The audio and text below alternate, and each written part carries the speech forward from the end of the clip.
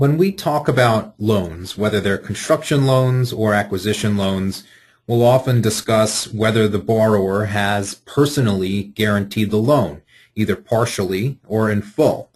And what this means is they place their personal assets at risk as a sort of backup collateral.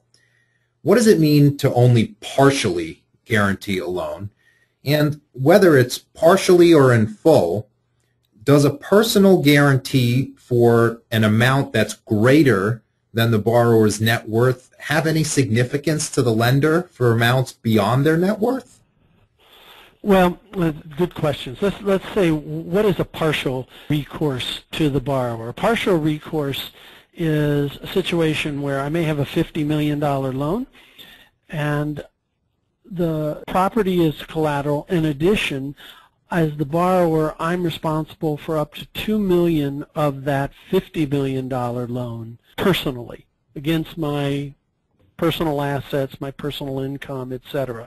So it's not a full guarantee of the loan, but it is guaranteeing that if a $50 million loan comes due and the property doesn't generate the full $50 million, the first $2 million shortfall I make up. Now, if the shortfall is $5 million, I would make up $2 million of it personally, and then the lender suffers the remaining loss.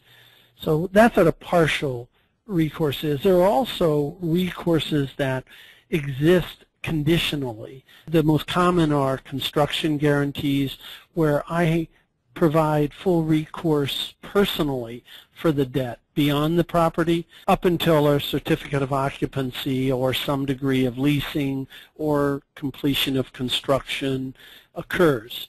You almost always have in loan documents so-called bad boy carve-outs that say, if I defraud you, if I violate laws, if I do bad things, hence the bad boy carve-out. For those things, there's personal recourse. For everything else, if the market goes bad and I just can't pay you, the building's not generating enough income and I can't pay you, as long as I didn't do any bad behavior, there's no personal recourse under a bad boy. It's only if there's some type of bad behavior as defined by the document.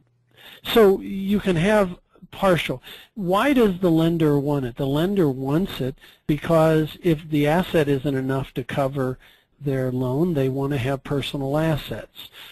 Borrowers clearly don't want personal recourse, saying, look, you've got a hard asset here. You've had the chance to underwrite it. You're giving us a loan that has sufficient interest coverage and a loan that has sufficient loan to value coverage that you shouldn't get personal recourse.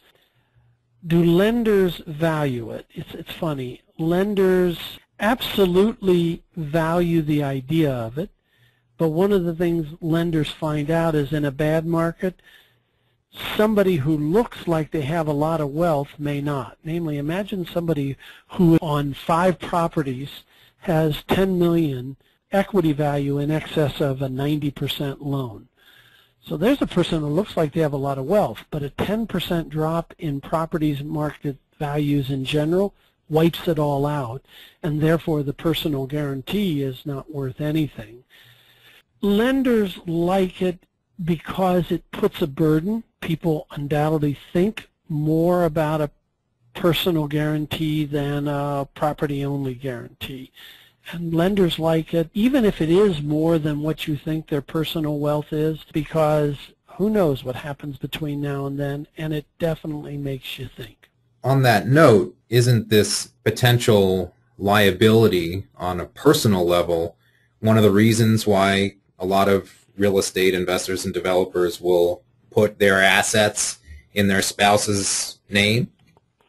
Sure. There's a whole bunch of mechanical ways to shelter in that regard under at least U.S. law, and depends on the country you're in and the state of the United States you're in. But yes, is absolutely. And in fact, there have been examples where in some cases I may only have net wealth of $1 million and I've got personal guarantees, but my father or my aunt or someone might have substantial personal wealth, and if they die, that asset value that comes in through my inheritance is part of my guarantee if and as I inherit it.